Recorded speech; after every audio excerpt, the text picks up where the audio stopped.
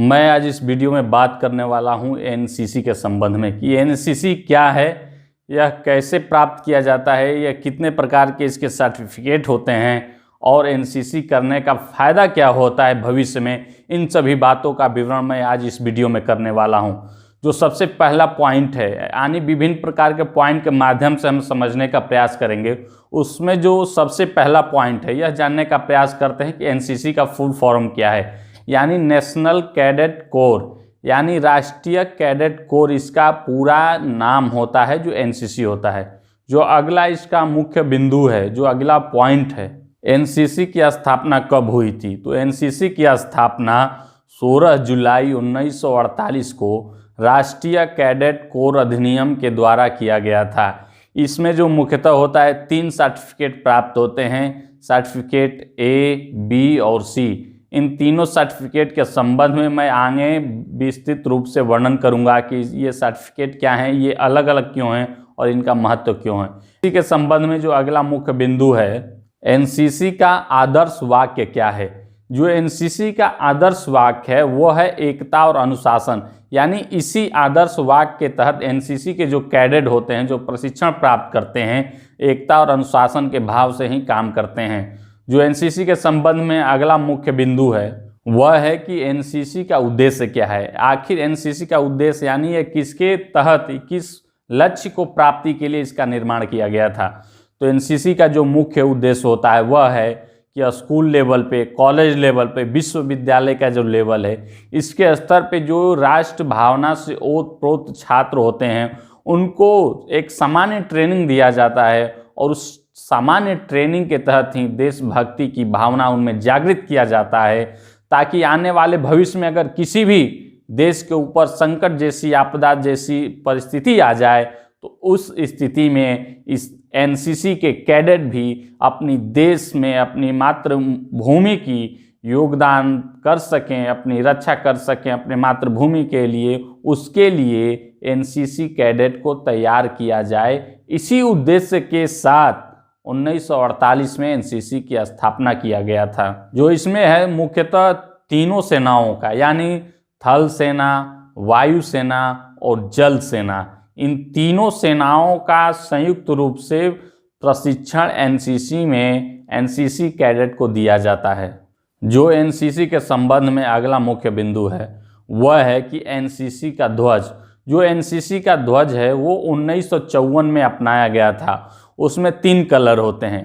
पहला है लाल, जो सेकेंड है वह है डार्क ब्लू और जो थर्ड है वह है हल्का यानी स्काई ब्लू। इन तीनों का नाम तीनों सेनाओं के ऊपर पड़ा हुआ है। जो लाल कलर का है वो थल सेना के लिए है और जो डार्क ब्लू है वो नौसेना के लिए है और जो हल्का यानी स्काई ब्लू वाला है वो वायु सेना को प्रतिनिधित्व करता है। एनसीसी के संबंध में जो अगला मुख्य बिंदु है वह यह है कि एनसीसी कैसे ज्वाइन करें। हर किसी के मन में यह प्रश्न आएगा कि एनसीसी में ज्वाइन कैसे होते हैं।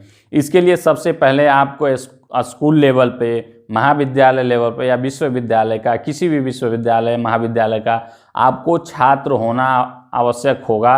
और उस छात्र जीवन में, यानी जिस आप क्लास में पढ़ रहे हैं, जिस स्कूल में पढ़ रहे हैं, वहाँ एनसीसी का एक अध्यापक नियुक्त होता है। उस अध्यापक से आपको संपर्क करना होगा और उसी के माध्यम से यह जान पाएंगे आप कि एनसीसी का जो नियुक्ति होती है वह कैसे होगी, कब होगी। नियुक्ति हो जाने के से पहले आपका एक छोटा सा फिजिकल टेस्ट होता है जिसमें रनिंग, हाइट या आपका फिजिकल कुछ फिटनेस देखा जाता है सामान्यतः।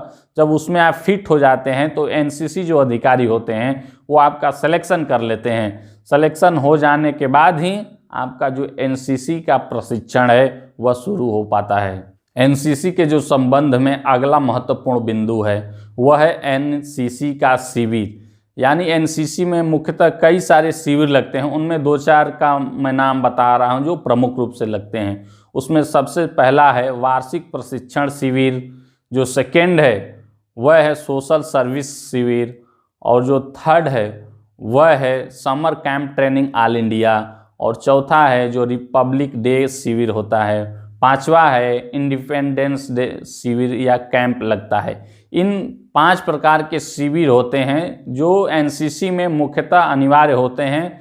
यह हमेशा गतिविधियों के साथ संचालित होने वाले ये 5 शिविर हैं। अन्य शिविर भी एनसीसी में होते रहते हैं, लेकिन मुख्यतः यह 5 ही शिविर महत्वपूर्ण होते हैं। जो एनसीसी के संबंध में अगला महत्वपूर्ण बिंदु है वह यह है कि एनसीसी का ट्रेनिंग कैसे होती है। तो ट्रेनिंग में मुख्यतः 2 भाग होते हैं। जो सबसे पहला है वह है जूनियर भाग और जो सेकेंड है वह सीनियर डिवीज़न। जूनियर डिवीज़न में क्या होता है कि इसमें 13 वर्ष से लेकर 17 वर्ष के आयु तक के छात्र सम्मिलित हो सकते हैं। जूनियर डिवीज़न में जो होता है वो उसमें स्कूल लेवल के छात्र यानी 11 और 12वीं क्लास के छात्र ही केवल सम्मिलित हो पाते हैं। इसमें जो होता है 2 वर्ष का प्रशिक्षण होता है। जो जूनियर डिवीज़न का क्लास होता है इसमें केवल ए डिवीज़न का ही सर्टिफिकेट प्राप्त होता है। आगे जो और बी और सी है उसका मैं आगे जो सीनियर डिवीज़न है उसमें बतलाने वाला हूँ। जो ट्रेनिंग में सेकंड पॉइंट मैंने बताया सीनियर डिवीज़न, इसमें क्या होता है कि आप कोई विद्यालय महाविद्यालय के छात्र हैं तब जाके इस सीनियर डिवीज़न में आप जाते हैं। इसमें क्या होता है कि जो 15 साल से लेकर 26 वर्ष तक के छात्र इसमें सम्मिलित होते हैं। जो सीनियर डिवीज़न होता है इसमें सर्टिफिकेट बी और सी प्राप्त किया जाता है। जो इसका प्रशिक्षण का समय है वो 3 वर्ष है, क्योंकि आप किसी ग्रेजुएशन में जाते हैं तो ग्रेजुएशन के अगर फर्स्ट ईयर में ही आप ले लेते हैं एडमिशन एनसीसी में, तब जाके आपका 3 साल का जो प्रशिक्षण होता है वो कंप्लीट होता है। एनसीसी को ट्रायंगुलर सर्विस ऑर्गेनाइजेशन के नाम से भी जाना जाता है, क्योंकि इसमें तीनों सेनाओं का यानी थल सेना, वायु सेना और जल सेना, तीनों सेनाओं का प्रशिक्षण दिया जाता है। इसमें क्या होता है कि सामान्यतः छोटे हथियार जो होते हैं उसको चलाने के लिए, विपत्ति में किस प्रकार से स्वयं को संभालना, अन्य जो परिस्थितियां हैं वो कैसे संभाला जाए, कैसे संचालित किया जाए, विपदा के समय में किस प्रकार का एक्टिविटी करना है, ये छोटे छोटे प्रारंभ से ही एनसीसी में सिखाया जाता है। देशभक्ति की भावना जागृत होती है, आपको राष्ट्र प्रेम सिखाया जाता है, ताकि कभी भी राष्ट्र के ऊपर अगर कोई आपदा आती है तो उसके सेवा के लिए आप सदैव तत्पर रहें। इसी भावना से एनसीसी की ट्रेनिंग प्रदान की जाती है। जो एनसीसी के संबंध में अगला मुख्य बिंदु है वह यह है कि ट्रेनिंग कंप्लीट हो जाने के बाद आपका एक परीक्षा होता है। ए, बी और सी तीनों सर्टिफिकेट के लिए अलग अलग एग्जाम संचालित होते हैं। जो ए सर्टिफिकेट है यानी जो पहला है एग्जाम में ए सर्टिफिकेट के लिए, उसमें क्या होता है कि स्कूल लेवल के जो छात्र होते हैं क्लास 11 और 12 को, उनका ए लेवल सर्टिफिकेट का एग्ज़ाम होता है। इसमें क्या है, अनिवार्य क्या योग्यता है कि आप 2 साल का जो प्रशिक्षण है यानी 11 और क्लास 12 दोनों में आपने किया है, दोनों वर्ष का, और एक जो विशेष शिविर मैंने बताया वार्षिक प्रशिक्षण शिविर, एक वो किया हुआ छात्र रहता है, तब जाके सर्टिफिकेट ए के लिए आप परीक्षा में बैठ सकते हैं।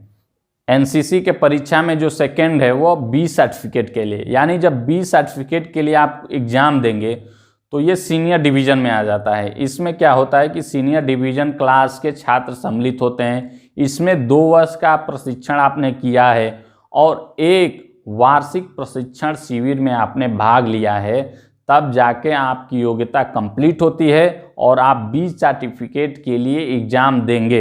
एनसीसी एग्ज़ाम में जो अगला है यानी थर्ड जो सबसे महत्वपूर्ण है वह है सी सर्टिफिकेट के लिए एग्ज़ाम। सी सर्टिफिकेट एग्ज़ाम में वही छात्र बैठ सकते हैं जो बी सर्टिफिकेट एग्ज़ाम पास कर चुके हैं और 3 साल का प्रशिक्षण कंप्लीट कर चुके हैं, और जो मैंने विशेष शिविर बताया था वार्षिक प्रशिक्षण शिविर वो 2 किए हों, तब जाके आप सी सर्टिफिकेट के योग्यता रखते हैं और तब जाके इस एग्ज़ाम में आप बैठेंगे। यानी ये इन 3 सर्टिफिकेटों का मैंने एग्ज़ाम का पैटर्न बता दिया कि कैसे कैसे होता है, इसकी योग्यता क्या है। जब आप एग्ज़ाम पास कर लेंगे तब जाके आपको ये तीनों सर्टिफिकेट मिलता है। सर्टिफिकेट में बता दूं कि इसमें नंबर नहीं होते हैं, ग्रेड होता है। ग्रेड ए, बी और सी के टाइप से मिलता है, उसमें नंबर नहीं दर्शाया जाता है। एनसीसी के संबंध में जो अगला मुख्य बिंदु है वो सभी के लिए जानना अनिवार्य होता है और सभी लोग ये इच्छुक होते हैं कि एनसीसी का फ़ायदा क्या है। इतनी कड़ी मेहनत ट्रेनिंग करने के बाद ए, बी, सी सर्टिफिकेट प्राप्त कर लेते हैं, कठिन प्रशिक्षण प्राप्त कर लेते हैं। एनसीसी का प्रशिक्षण भी प्राप्त करना कोई सामान्य बात नहीं होती है। ये एक आर्मी जैसा ही, यानी उससे थोड़ा सा ही कम लेवल रहता है, लेकिन इसका भी प्रशिक्षण बहुत ही कठिन होता है। तो जब इसका प्रशिक्षण पूरा कर लेंगे, एग्जाम पास कर लेंगे, जब सर्टिफिकेट प्राप्त कर लेंगे, तो उस सर्टिफिकेट का फायदा क्या है, यानी भविष्य में उसका लाभ आप कैसे लेंगे। तो जो सबसे पहला उसका लाभ है कि केंद्र सरकार द्वारा, राज्य सरकार द्वारा, यानी अन्य कोई डिपार्टमेंट या कोई भी हो, अगर कोई वैकेंसी निकाली जाती है तो उसमें एनसीसी जो कैडेट होते हैं, यानी जो अभ्यर्थी होते हैं, उनको वरीयता दिया जाता है। इसका दूसरा लाभ यह है कि अगर आपने एनसीसी का सी सर्टिफिकेट प्राप्त कर लिया है तो इंडियन मिलिट्री एकेडमी में लगभग 64 या 65 सीट जो होती हैं एनसीसी सी सर्टिफिकेट रखने वाले अभ्यर्थियों के लिए रिजर्व होती हैं। जो अगला इसका फ़ायदा यह है कि अगर आपने एनसीसी का सी सर्टिफिकेट प्राप्त कर लिया है तो इंडियन नेवी हो या एयरफोर्स हो, इन सभी में लगभग 10% तक छूट एनसीसी के सी सर्टिफिकेट वाले अभ्यर्थियों को दिया जाता है। और लास्ट जो अंतिम है, सबसे महत्वपूर्ण होता है, वह यह है कि अगर किसी अभ्यर्थी के पास, अगर आपके पास एनसीसी का सी सर्टिफिकेट है तो आपको शॉर्ट सर्विस कमीशन यानी सीडीएस की लिखित परीक्षा नहीं देनी होती है। डायरेक्ट आप फिजिकल और मेडिकल के आधार पर अपना सिलेक्शन प्राप्त कर सकते हैं। तो इतना बड़ा छूट या लाभ मिलता है एनसीसी के सी सर्टिफिकेट वाले अभ्यर्थियों को, यानी आपको कोई लिखित परीक्षा नहीं देना होता है। अगर आपका फिजिकल ठीक है, मेडिकल ठीक है, तो आपकी नौकरी पक्की है।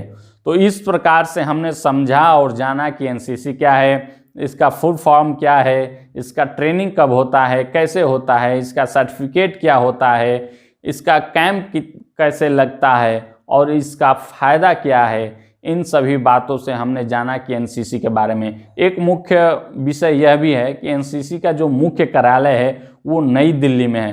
तो इस प्रकार से अगर आपके अंदर देशभक्ति की भावना है, मातृभूमि के लिए प्रेम है और भारत की रक्षा, इसकी भूमि और अखंडता को बनाए रखने की अगर भावना और जज्बा आपके अंदर है तो एनसीसी को आप ज़रूर ज्वाइन करें और छोटे छोटे विषयों को देखिए कि किस प्रकार से हथियार चलाना सिखाया जाता है।